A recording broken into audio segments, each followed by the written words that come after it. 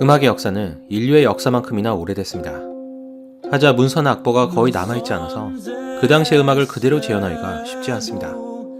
악보와 가사가 온전히 전해지는 가장 오래된 노래는 지금 들리는 세이킬로스의 비문입니다. 고대 그리스어로 된 이 비문은 서기 2세기경에 만들어졌다고 알려졌습니다.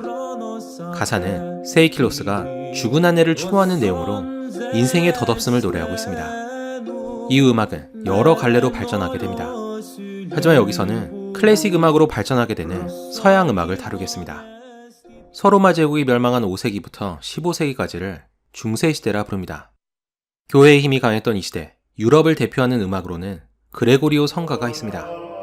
물론 종교음악 외에 다양한 민속음악이 있었지만 대부분 악보가 없어서 잊혀진 상태입니다. 하지만 그레고리오 성가는 네우마라는 초기 표기법을 사용한 덕분에 오늘날까지 전해지고 있습니다. 그레고리오 성가는 단선율로 이루어졌고 반주 없이 남성 성직자들이 불렀습니다. 그래서 들었을 때 다소 단조롭다고 느껴질 수 있습니다. 게다가 주로 미사를 위한 음악이어서 아무래도 예술성보다는 경건함이 강조됐습니다. 하지만 시간이 흘러 악보와 표기법이 발전하면서 좀 더 다양한 형태의 음악이 등장하기 시작했습니다. 서양 음악이 종교음악 특유의 단조로움에서 벗어나 어느 정도 예술성을 갖게 된 것은 15세기부터 16세기까지 이어지는 르네상스 시대부터였습니다. 그렇다고 이때 음악이 교회를 완전히 벗어난 건 아니었습니다. 여전히 종교음악이 주를 이루었고 르네상스 음악 중에서 악보를 통해서 전해지는 음악 또한 주로 종교음악입니다. 하지만 이 시기 음악은 여러 면에서 혁신을 이루었습니다. 인쇄술의 발명으로 악보가 더 널리 보급됐고 작곡가들은 새로운 기법을 실험했습니다. 이 시대에는 유독 영국 작곡가들이 유명한데 대표적으로는 윌리엄 버드와 존 던스터블 그리고 토머스 탈리스가 있습니다. 르네상스 음악이 끝난 1600년부터 1700년까지의 유럽 음악을 흔히 바로크 음악이라 부릅니다. 이때 음악과 연극을 결합한 오페라가 인기를 끌었고 새로운 악기와 대규모 오케스트라의 등장으로 이 시대의 음악은 이전보다 훨씬 더 화려해졌습니다. 처음으로 작곡가들은 곡에 맞는 악기를 지정할 수 있었고 좀 더 체계적인 곡을 작곡할 수 있었습니다. 바로크 시대의 시작을 알린 작곡가로는 클라우디오 몬테베르디가 있습니다. 1567년 이탈리아 북부 크레모나에서 태어난 몬테베르디는 1583년 만토나 공국의 궁정 악장이 되면서 작곡가로서의 경력을 시작했습니다. 그는 오페라라는 장르를 정착시키는데 크게 기여해서 오페라의 아버지로도 알려졌습니다. 그는 죽을 때까지 18편의 오페라를 작곡했다고 합니다. 몬테베르디를 시작으로 수많은 뛰어난 작곡가들이 등장했습니다. 바로크 시대 3대 거장으로는 바흐와 핸델, 그리고 비발디를 들 수 있습니다. 하지만 그 중에서도 요한 제바스찬 바흐의 위상은 특별합니다. 바흐는 대위법과 화성의 발전에 크게 기여했고 칸타타와 협주곡 등 다양한 음악 형식을 정립시켰습니다. 그가 음악의 아버지라고 불리는 이유입니다. 그가 작곡한 곡들은 이전 음악과는 차원이 다른 깊은 감정을 표현합니다. 그래서 그의 음악은 과거뿐 아니라 오늘날까지 많은 인기를 끌고 있습니다. 가장 위대한 작곡가를 꼽을 때 바흐는 거의 항상 1위를 놓치지 않습니다. 바흐가 등장하기 전만 하더라도 음악의 본고장은 이탈리아와 프랑스였습니다. 그런데 바흐를 기점으로 독일이 음악 강국으로 떠오르게 됩니다. 참고로 바흐 집안은 요한 제바스찬 바흐 외에도 수많은 음악가를 배출한 명문 가문이었습니다. 바흐 가문에서만 무려 53명의 음악가가 배출됐고 요한 제바스찬 바흐의 막내 아들 요한 크리스티안 바흐는 모차르트를 가르치기도 했습니다. 바흐와 동시대에 활동한 핸델도 독일 출신이었지만 바흐와 직접 만난 적은 없었다고 합니다. 1700년대 초반 이탈리아에서 명성을 쌓은 핸델은 1710년 독일 하노버 왕국의 왕실 악장으로 고용됐습니다. 그런데 보수가 마음에 들지 않았는지 이듬해인 1711년 영국 런던으로 떠나버렸습니다. 당시 런던은 하노버와는 비교가 되지 않는 대도시여서 더 많은 보수와 기회를 제공받을 수 있었습니다. 핸델은 결국 영국에 눌러앉게 됩니다. 그런데 1714년 영국의 앤 여왕이 사망하자 하노버의 게우르크 루트비가 영국 국왕으로 즉위했습니다. 그가 조지 1세였습니다. 그는 핸델의 옛 고용주로 허락도 없이 런던으로 도망간 핸델에 앙심을 품고 있을 게 분명했습니다. 그런데 그가 영국 국왕으로 즉위하니 핸델의 걱정은 이만저만이 아니었습니다. 핸델은 조지 1세의 비위를 맞추기 위해서 조지 1세가 뱃놀이를 나왔을 때 자신이 작곡한 수상음악을 들려줬습니다. 다행히 조지 1세는 음악이 마음에 들어서였는지 핸델을 용서했다고 합니다. 1742년 핸델은 자신의 대표작인 메시아를 작곡했습니다. 메시아는 웅장함과 아름다운 멜로디로 큰 인기를 끌었다고 합니다. 하지만 그의 말년은 좋지 않았습니다. 말년에 백내장에 걸려서 치료를 받았는데 의사가 돌팔이어서 아예 실명하게 됩니다. 존 테일러라는 이 의사는 몇 년 전 바흐를 치료했다가 그도 실명시켰던 전적이 있었습니다. 바로크 시대 3대 거장 중 마지막 인물은 사계로 유명한 비발디입니다. 비발디는 1678년 이탈리아 베네치아에서 태어났습니다. 연주자였던 아버지로부터 바이올린을 배운 비발디는 어렸을 때부터 음악의 기초를 닦았습니다. 하지만 그의 본업은 성직자였습니다. 그는 머리가 붉은색이어서 평생 빨간 머리 신부로 불렸다고 합니다. 비발디는 피에타 고아원에서 일했는데 고아들에게 자신의 곡을 연주하게 했습니다. 연주에는 베네치아뿐 아니라 유럽 전역에 알려질 만큼 큰 성공을 거두었습니다. 그 덕분에 비발디는 큰 명성을 얻게 됩니다. 비발디는 평생 500여 곡을 작곡했는데 그 중에서도 가장 잘 알려진 작품이 바로 바이올린 협주곡인 사계입니다. 당시 연주곡은 주제가 정해져 있지 않은 절대 음악이었습니다. 그런데 비발디는 자신의 곡에 봄, 여름, 가을, 겨울이라는 테마를 줘서 의미를 부여한 것이었습니다. 이런 형태의 곡을 표제의 음악이라 부릅니다. 하지만 사계는 비발디가 죽고 오랫동안 잊혀졌다가 그가 죽은 지 250년이 되어서야 재발굴된 곡입니다. 이제 사계는 모두에게 친숙한 유명한 작품이 됐습니다. 1750년 바흐의 죽음을 기점으로 바로크 음악이 끝나고 고전주의 음악이 시작됩니다. 클래식 음악이라는 명칭도 사실 고전 음악에서 유래했습니다. 오늘날 클래식 음악은 클래식 음악 전반을 지칭하지만 엄밀히 따지면 고전주의 시대를 뜻합니다. 고전주의 음악은 정해진 규범과 체계를 따른다는 특징이 있습니다. 그만큼 이 시대에 와서 음악이 체계화됐다는 것을 의미합니다. 그래서 장르를 파괴하는 혁신적인 모습을 보이진 않지만 그만큼 안정적이고 깔끔한 느낌을 줍니다. 이 시대에는 귀족의 후원과 공연 수입으로 어느 정도 작곡가들을 위한 경제적 기반이 마련됐습니다. 그래서 이 시대 음악가들은 작곡에 몰두하면서 자신의 재능을 마음껏 펼치게 됩니다. 고전주의 음악을 대표하는 작곡가로는 하이든과 모차르트, 그리고 베토벤이 있습니다. 교향곡의 아버지라 불리는 프란츠 요제프 하이든은 1732년 오스트리아에서 태어났습니다. 하이든은 어렸을 때 성가대에서 노래를 부르면서 음악 교육을 받았습니다. 하지만 변성기가 온 이후로는 헝가리계 귀족인 에스테르하지 가문의 궁정음악가로 활동하게 됩니다. 이 시기 하이든은 수많은 교향곡과 현악 사중주를 발표하면서 두 형식이 발전하는 데 큰 역할을 했습니다. 하이든은 생전 100편 이상의 교향곡과 68개의 현악 사중주를 작곡했습니다.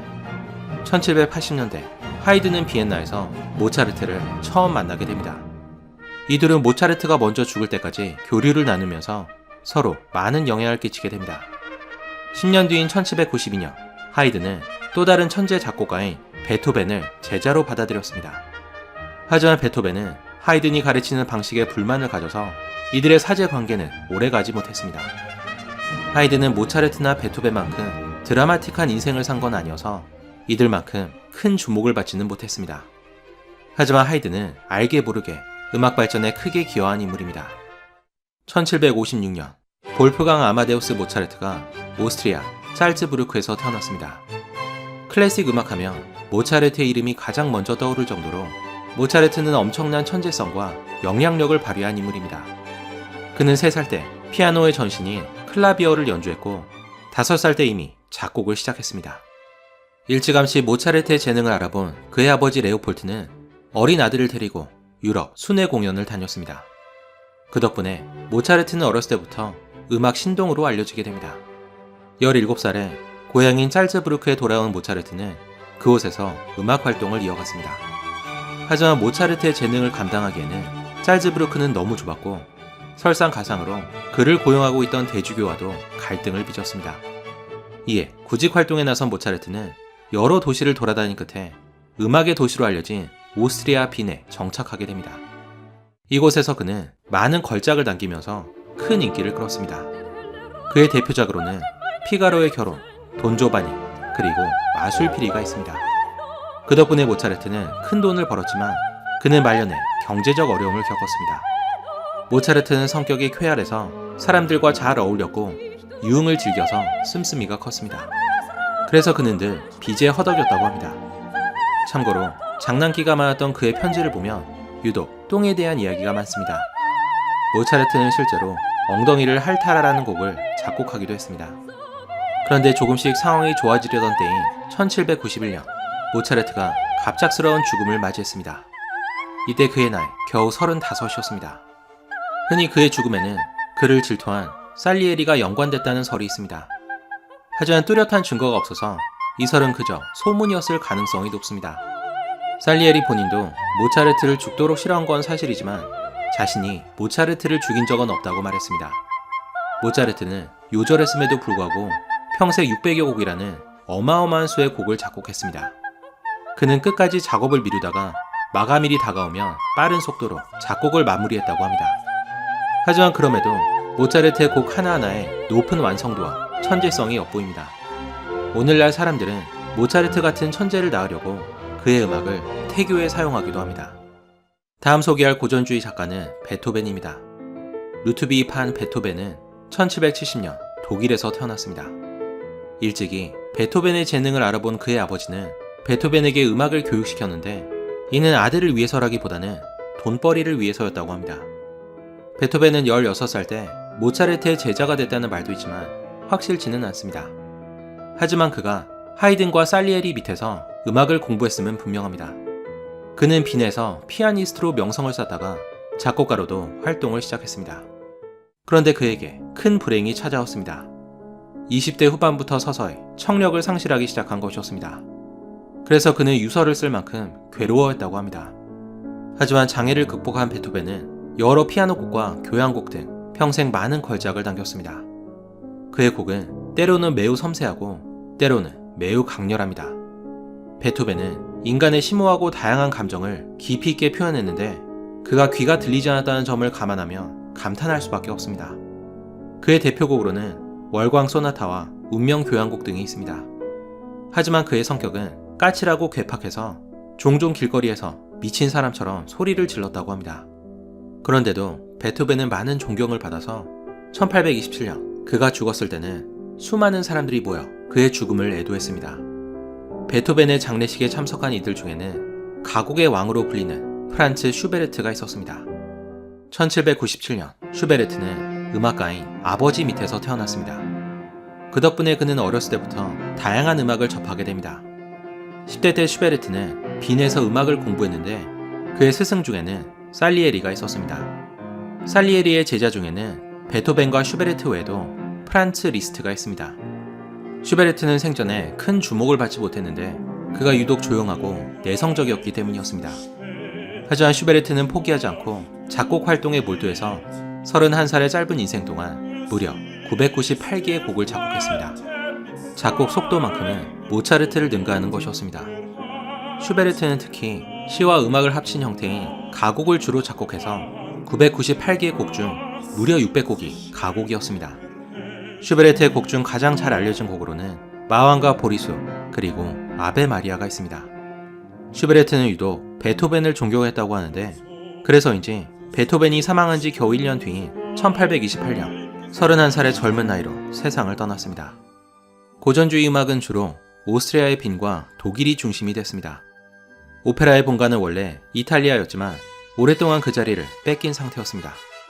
하지만 1800년대 초반 조아키노 로시니의 등장으로 이탈리아는 오페라 강국으로서의 명성을 되찾게 됩니다. 일찌감치 재능을 드러낸 로시니는 24살 때 발표한 세비야의 이발사가 대흥행하면서 유럽 전역에서 큰 명성을 쌓았습니다. 그런데 그는 37살 때 윌리엄 텔을 발표하더니 돌연 은퇴를 선언했습니다. 그때까지 작곡가는 먹고 살기 위해서 끊임없이 곡을 써야 하는 배고픈 직업이었습니다. 하지만 인세 제도가 만들어지면서 작곡가의 수입이 많이 늘어났습니다. 이미 큰 성공을 거둔 로시니가 일찌감치 은퇴할 수 있었던 이유였습니다. 은퇴 후에 로시니는 맛있는 음식을 찾아다니는 미식가가 됐다고 합니다. 1810년대 이후 유럽에서는 고전주의 시대가 끝나고 낭만파 시대가 시작됐습니다. 낭만파는 정해진 규범과 틀에서 벗어나 자유로움을 추구한다는 특징이 있습니다. 이 시대의 또 다른 특징으로는 작품의 수보다 작품성이 중시됐다는 겁니다.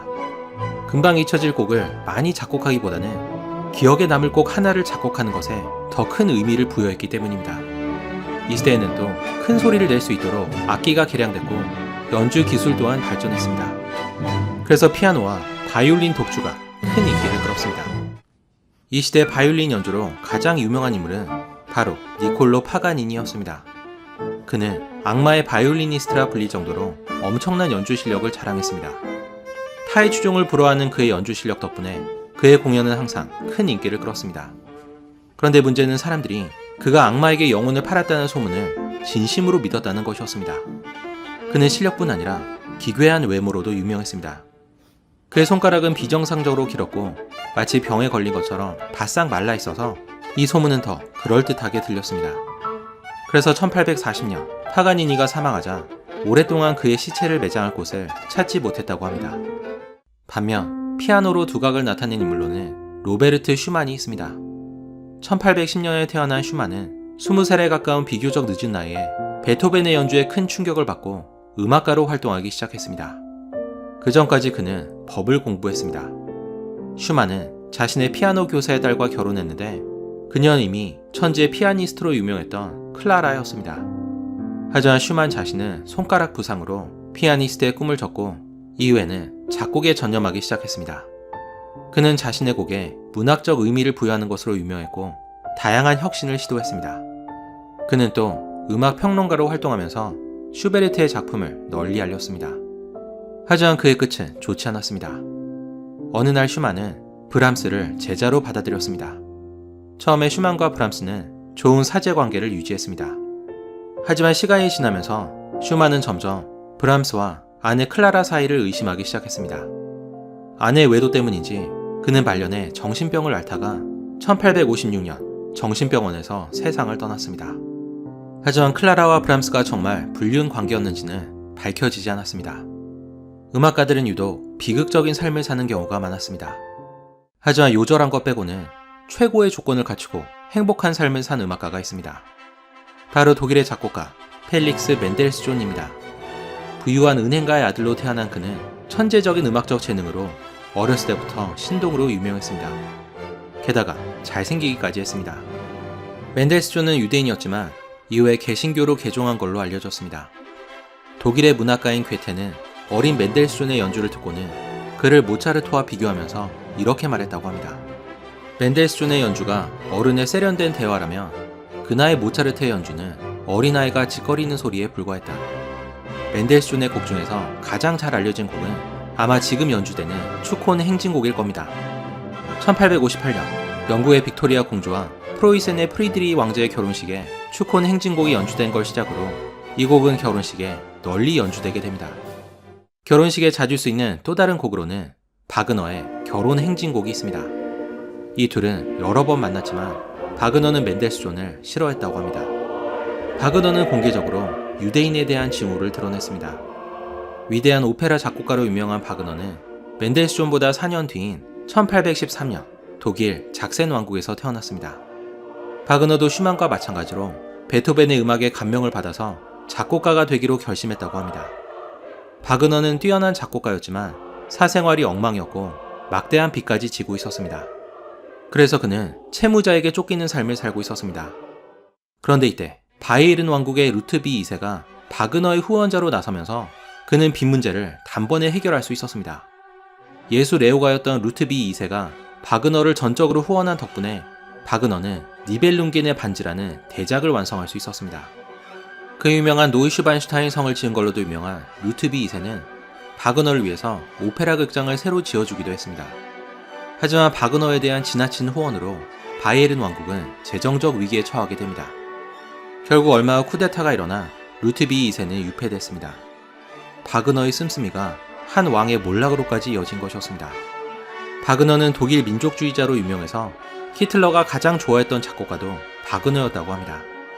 나치주의를 신봉한다고 알려진 러시아의 바그너 그룹도 그의 이름을 땄다고 알려졌습니다.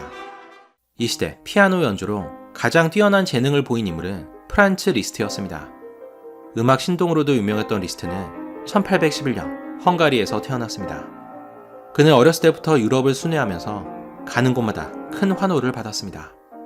그가 인기를 끈 이유로는 그의 연주 실력뿐 아니라 큰 키와 잘생긴 외모도 있었습니다. 그 때문에 그는 젊었을 때 수많은 여자와 연문을 뿌렸다고 합니다.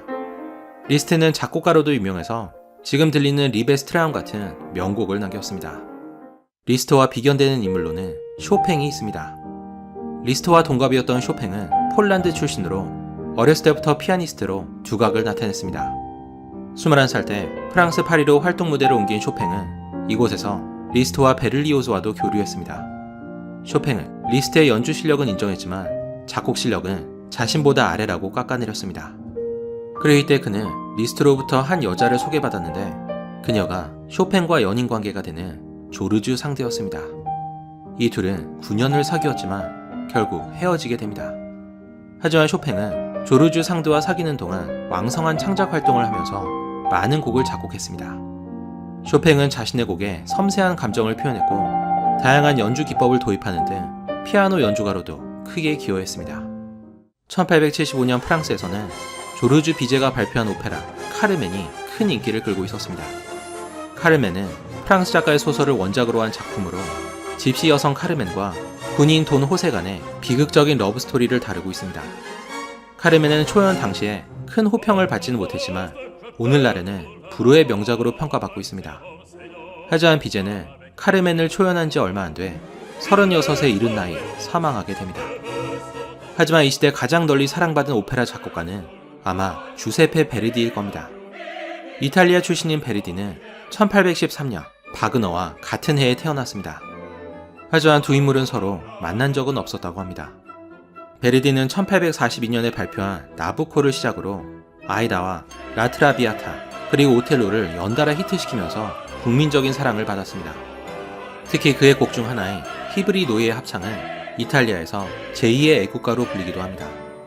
1901년 베르디가 사망하자 이탈리아에서는 국장을 치렀을 정도로 그는 엄청난 인기를 끌었습니다.